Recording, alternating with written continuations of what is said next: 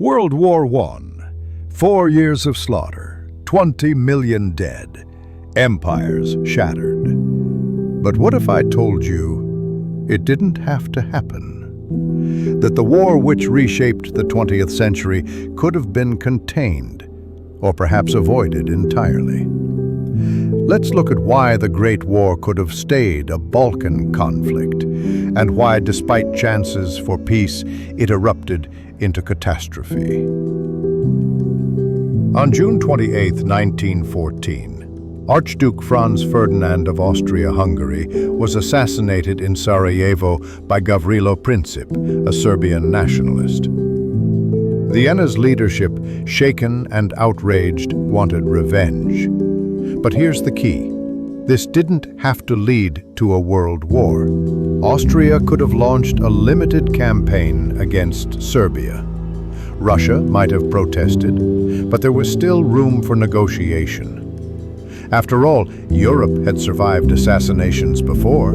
Empress Elizabeth of Austria in 1898, King Umberto of Italy in 1900, even Russian officials had been killed by radicals.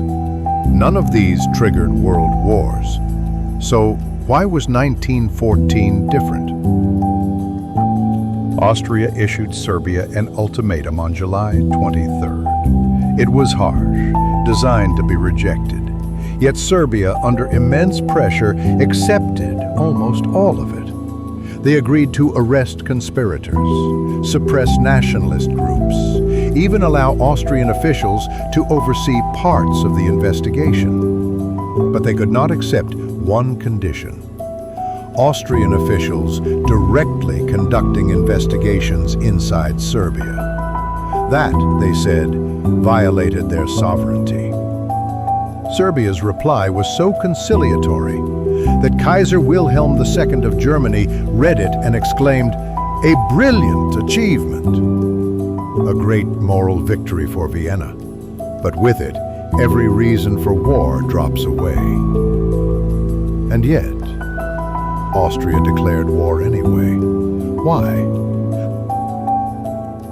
Austria feared that if they didn't crush Serbia now, the empire would appear weak, and nationalist movements inside their own borders would grow bolder. Germany, Austria's ally, pushed them forward.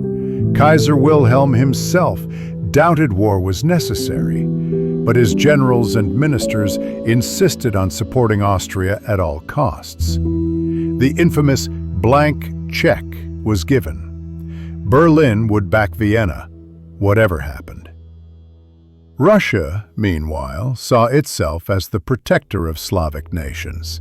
If Austria crushed Serbia, Russia's influence in the Balkans would collapse. And here we see tragedy. Both the Kaiser and the Tsar exchanged personal telegrams, the so-called Willy-Nicky correspondence. Nicholas II pleaded, "I foresee that very soon I shall be overwhelmed by the pressure. It is not in my power to withstand it much longer." Wilhelm replied, "I am exerting my utmost influence to induce the Austrians to deal straightly and to arrive at a satisfactory understanding with you." World War I was not destiny. It was the result of fear, pride, and miscalculation. Serbia's partial acceptance could have been the basis for peace. The Kaiser and the Tsar both hesitated, but generals and diplomats pushed forward. What began as a regional crisis became a world war because Europe's leaders chose escalation over compromise. And that's the great tragedy. Millions died in a war that almost didn't happen. So next time you hear that World War I was inevitable, remember the voices of the rulers themselves, their doubts, their pleas, their missed chances. History could have taken another path. Don't forget to like and subscribe for more history-related content. Welcome to the History Room.